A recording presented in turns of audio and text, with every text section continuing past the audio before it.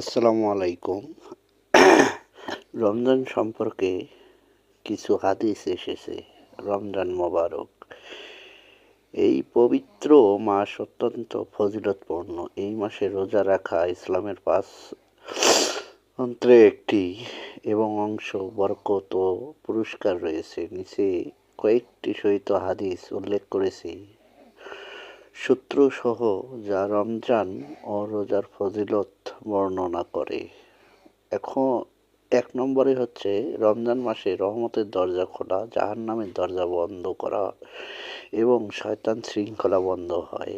হযরত আবু হুরায়রা রাহমাতুল্লাহ থেকে বর্ণিত, রাসূল সাল্লাল্লাহু আলাইহি ওয়াসাল্লাম বলেছেন, যখন রমজান মাস আসে তখন জান্নাতের দরজা সহ খুলে দেওয়া হয়, জাহান্নামের দরজা সহ বন্ধ করে দেওয়া হয় এবং শয়তানের শিকল পরিয়ে দেওয়া হয়। সহিহ বুখারী ও সহিহ মুসলিম।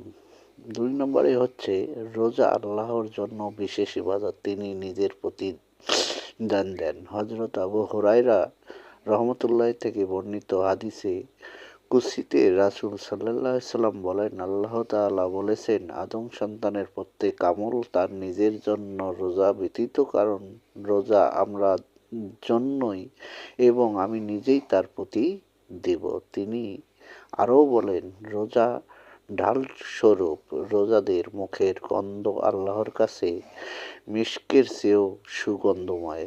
রোজাদারদের জন্য দুটি খুশির সময়, একটি ইফতারের সময়, আরেকটি রবের সাথে সাক্ষাতের সময়। সহিহ বুখারী হাদিস ১৯০৪, সহিহ মুসলিম। ৩ নম্বরে রয়েছে রমজানের রোজা ঈমান ও ইহসাবের সাথে রাখলে অতি গুনাহ মাফ হয়। হযরত আবু হুরায়রা রাহমাতুল্লাহ থেকে বর্ণিত, রাসূল সাল্লাল্লাহু আলাইহি ওয়াসাল্লাম বলেছেন, যে ব্যক্তি ঈমানের সাথে সওয়াবের আয়েশ রমজানের রোজা রাখবে, তার অতি গুনাহ সমূহ ক্ষমা করে দেওয়া হবে।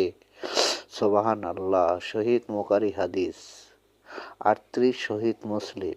৪ নম্বরে রয়েছে জান্নাতের রোজাদারের জন্য বিশেষ দরজা রায়্যান। হযরত শাহুল ইমানে সাদ রাহমাতুল্লাহ থেকে বর্ণিত, রাসূল সাল্লাল্লাহু আলাইহি ওয়াসাল্লাম বলেন, জান্নাতের একটি দরজা আছে যার নাম রায়্যান। কিয়ামতের দিন রোজাদারগণ এই দরজা দিয়ে প্রবেশ করবে, তাদের ছাড়া আর কেউ এই দরজা দিয়ে প্রবেশ করবে না। সহিহ বুখারী হাদিস ১৮৯৬।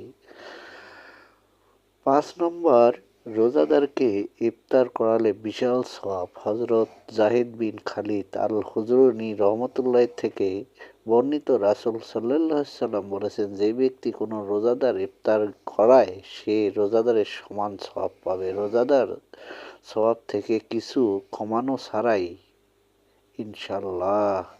জামে তিরমিজি হাদিস ৭০৮ থেকে সহিহ।